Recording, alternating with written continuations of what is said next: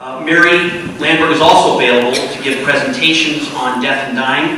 And so let's give a big hand for Mary Lambert.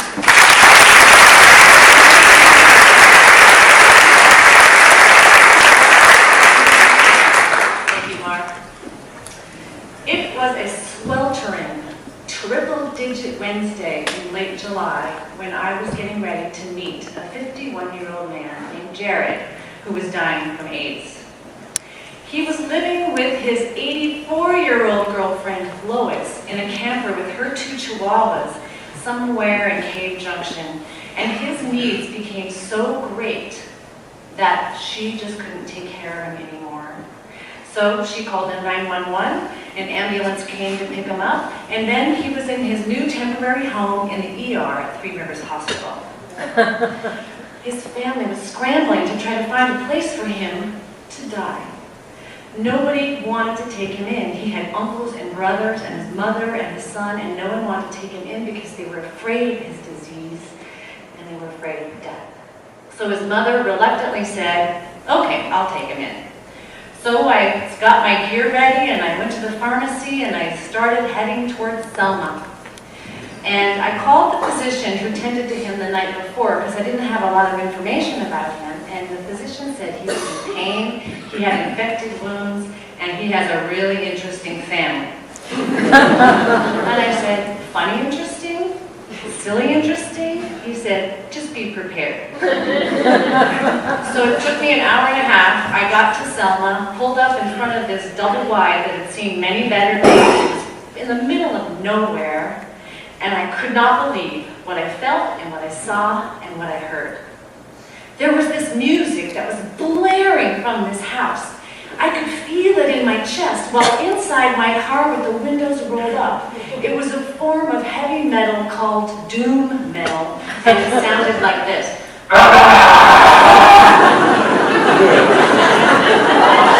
Apparently, some people find it relaxing. And then there were these 2 pit bulls who looked like they wanted to eat me, and they were so upset, and they were barking and showing their teeth. And I could feel that in my chest also, and I felt a little fear, but then I realized there was an 8-foot-high chain link fence around the whole property. So I got my bag, and I started walking up this walkway, and I noticed there were 9 Harley Davidsons all around. And just for a second, in my mind, I pushed one of them to see and go, tink, tink, tink, tink, tink. So I walked up the driveway, and this lovely lady was trying to make the best of the situation. She had dozens of plastic flowers planted all over her yard, and garden gnomes just strewn everywhere. So I walked up to her front door, and I felt my stress kind of rise because of the on this side and the on this side, and my stress was rising, and I rang the doorbell, and surprisingly the music stopped, and a creature answered the door. 20-something-year-old kid, probably 7 feet tall, pasty white, shaved his head like this. He had Satan horns surgically placed in his forehead. He shaved his eyebrows. They were covered in piercings. He had cat eye contact lenses, and he had a hole in his chin. Have you seen those spacer earrings people wear to make their ear holes big? He had one in his chin, and it was a piece of plexiglass, and you could see his rotten teeth and his red gums and all the saliva in there. And he looked at me without moving his lips. He said, "Are you with hospice?" And I opened my mouth and I said, and then I cleared my throat and made it sound natural. I said, "Yes, my name is Mary. What is yours?" And he said, "What's your name?" His name he stood aside and allowed me to come in. And as I walked past him, he said, "Death sentence verified."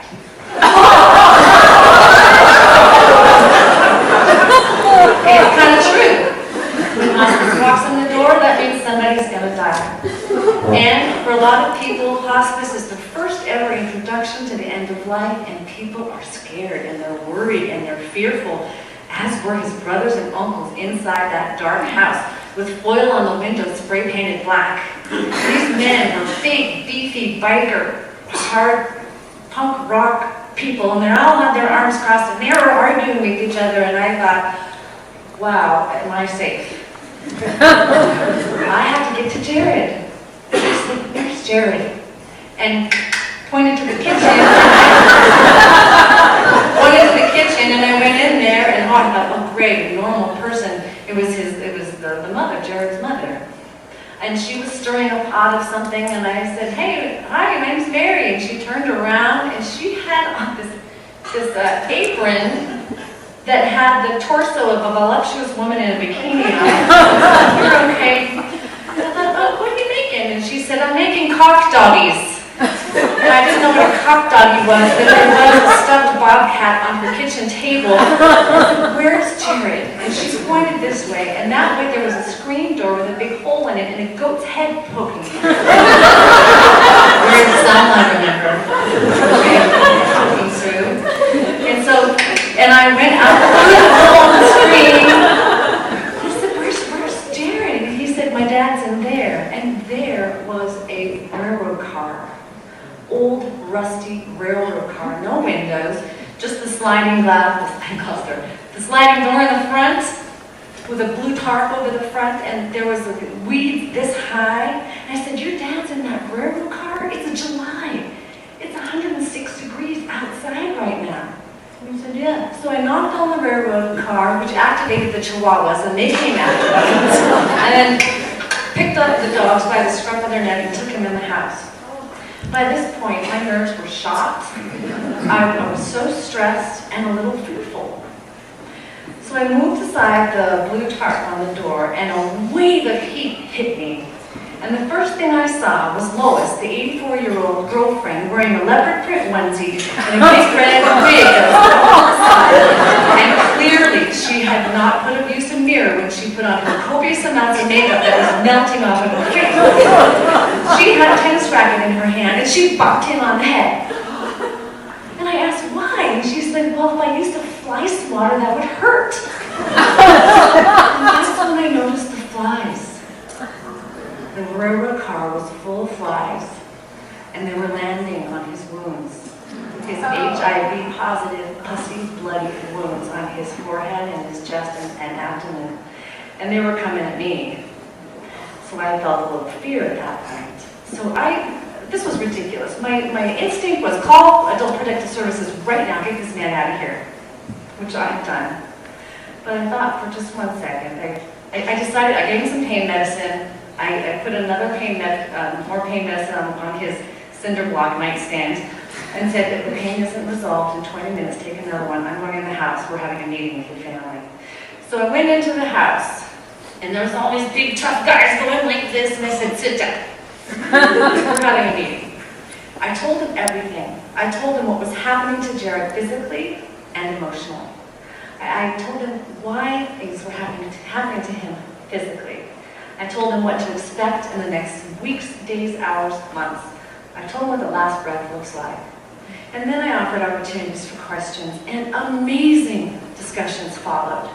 In the 40 minutes I was there, these big, burly, mean-looking guys relaxed. They relaxed. Some of them cried. Some shared their pain. And we all came into an agreement that we were bringing Jared inside.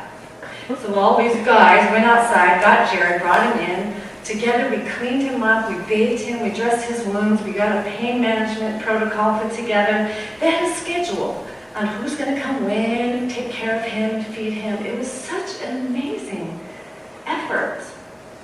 So when death and dying is no longer a scary mystery, people can get to what matters most, and that's love and connection. And what I saw in the uncles, these big, burly, scary-looking men, is that something softened in them. It seems like these hard edges of these seemingly tough people tend to melt when it comes to urgent matters of the heart. The ego can shatter, vulnerability surfaces when people realize that their tough exteriors have no control over the outcome of a terminal illness. So 4.5 hours after being in this house in Selma, I decided my job is done. So I got in my car and I drove to the river and I jumped in, close chicken. And I sat in the water and I just let the river wash me clean. I let it wash me clean of the judgment that I had for these people. I washed my fear away, my anxiety and stress was washed away. And I know now more than ever that we cannot judge people by their covers. All of us in this room are carrying around some level of pain, trauma, unresolved grief that shows up exterior or interior, through our mouths or whatever. We have to be nice to everybody. So I got out of the river. I took all my clothes off and I drove in my shoes and I drove home in my bra and underwear, hoping that a cop didn't pull me over because I wasn't wearing a mansion set or. Later, when I told my colleagues about this story, they said, "Mary, you were insane for going into that house. You could have been hurt or whatever." And now I reply, "Oh, maybe just temporarily."